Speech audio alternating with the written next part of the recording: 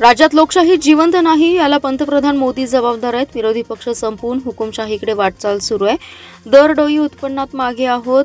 राज्यातील कायदा व सुव्यवस्था बिघडलेला आहे। कर्जमाफी लाडक्या बहिणींना केवळ आश्वासने दिली पण आता ती पूर्ण होत नाहीत। केवळ महामार्ग बनवून राज्य विकसित होत नाही।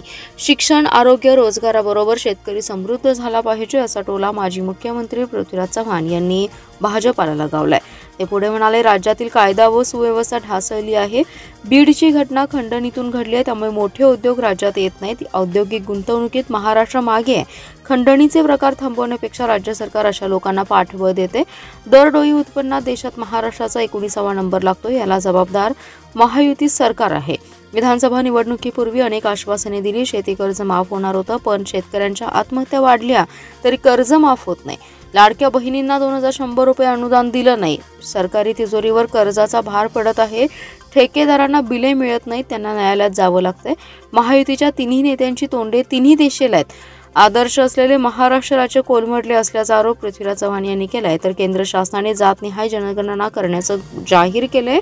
2011 मध्ये काँग्रेस सरकारने जातनिहाय जनगणना केली होती, मात्र तांत्रिक बाबींमुळे आकडेवारी जाहीर केली नव्हती असं पृथ्वीराज चव्हाण यांनी स्पष्ट केलं। यावेळी काँग्रेसचे जिल्हाध्यक्ष पृथ्वीराज पाटील, बिपिन कदम, वीरेंद्र पाटील आदी जण उपस्थित होते। असं आहे की 2021 साली जी सार्वत्रिक जनगणना व्हायची पाहिजे होती ती कोविडमुळे झाली नाही। आणि प्रत्येक दशकाच्या शेवटी जनगणना करून बरीचशी माहिती, त्यामध्ये फक्त आकडे मोजत नाहीत, लोकसंख्या मोजत नाही, तर बऱ्याच गोष्टी मोजल्या जातात। ते घडलेलं नाही।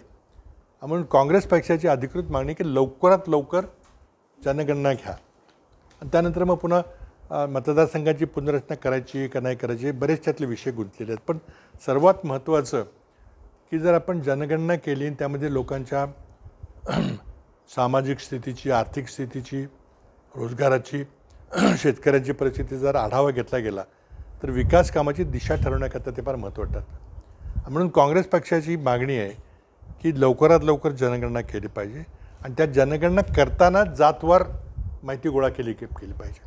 कुणाला नोकरी आहे, कुणी IAS अधिकारी आहे का, कुणी गॅझेटेड अधिकारी आहे का, कुणी सुशिक्षित बेरोजगार आहे, ही सगळी पूर्ण गणना केली पाहिजे। अशा प्रकारे जातवार जनगणना पहिल्यांदा आमच्या सरकारनं, UPA सरकारनं 2011 साली केली होती। पण काही तिथं उच्च पातळीवर निर्णय घेतला गेला की या माहितीला आता प्रकट करता येणार नाही किंवा त्यामध्ये काही दोष आहेत आणि त्यामुळे लोकांचे गैरसमज होतील। म्हणून 2011च्या जातवार जनगणनेची आकडेवारी प्रकाशित केली गेली नाही।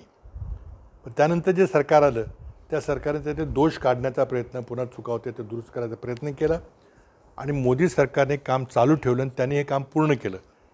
पण जो निर्णय UPA सरकारने घेतला होता की याचे आकडे जाहीर करणं योग्य होणार नाही, तोच निर्णय मोदी सरकारनं चालू ठेवलेला आहे। आणि जुने आकडे 2011चे जे आहेत त्याची जातवार जनगणनेची माहिती सरकारकडे आज उपलब्ध आहे। तरी आमची मागणी करत बराच वेळ झालेला आहे, 11 पासून आतापर्यंत।